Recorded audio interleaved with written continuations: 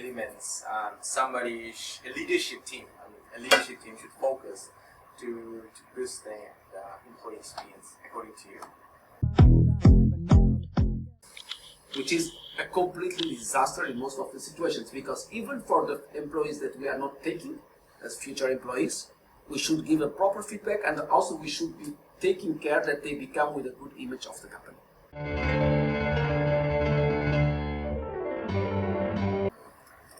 So in your keynote speech, I agree with you. Employee experience is not a job of HR. It's the whole company. It's from the top, the CEO. So I think the first focus is have the synergy that the CEO put into the team, the top leadership team. They need to stick together and project to improve or to redefine the employee experience. That's number one. Number two is when they redefine the culture, they need to make sure that the leadership style is like this in the company. Whenever, so they need to influence the middle manager level. And so number one, you mentioned it's for everyone. Yes. Number two is about influencing the middle manager. What is number three? Number three will be focused easily on the changing or improving the working environment, where the setup of all the office facilities, make it modern, make it dynamic, make it feel, the employee feel like it. They need to like it. They need to feel energy from that. Yeah. This is very powerful what you just said. Because yesterday I was having a conversation with one of the top talent working for one MNC company, and she said that she got two other offers to two other major companies. They are all billion-dollar businesses as well too. And she just said that I'm not going to take the offer two because the office is terrible. I'm going to go for offer number one, who has a great office. She's like, wow, really? Okay, cool. Go on, please, then.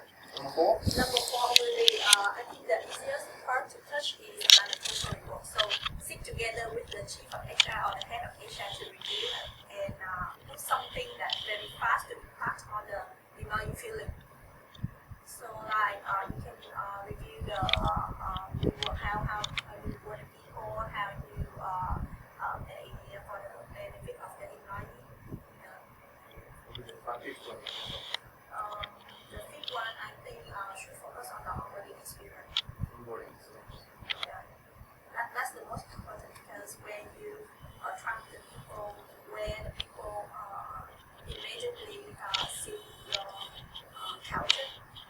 You say something really powerful. Let's take a strength he has running a small business, and he's hiring somebody in his team.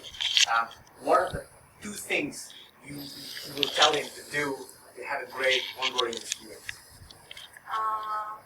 I think we should review all the touch point when we recruit the people. So sometimes the people not seen as most important, like the first contact when they are potential candidate. They don't see that's most important, but that is where they influence the image of the company. Yeah, should review that. Should train the people in the team. Train your talent acquisition team. Number one. Number two. And number two is review the onboarding process. So make it more engaging. Engaging.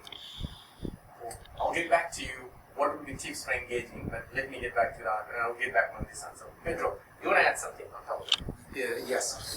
Definitely the most important thing is before the employee is employed. Which means that if we want really to create a great employee experience, it starts the moment that we have the first interview. Because in that moment, we are not only supposed to be selling the company, but also to showing the culture.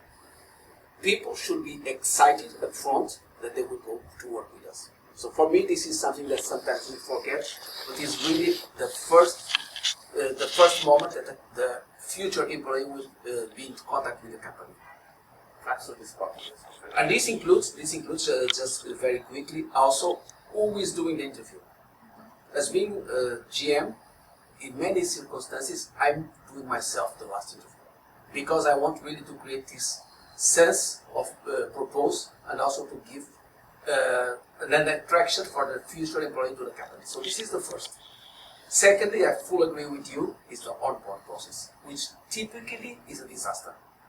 Because we tend to believe that it's just doing some presentations about the processes to maybe show the name of the people. It's much more than that.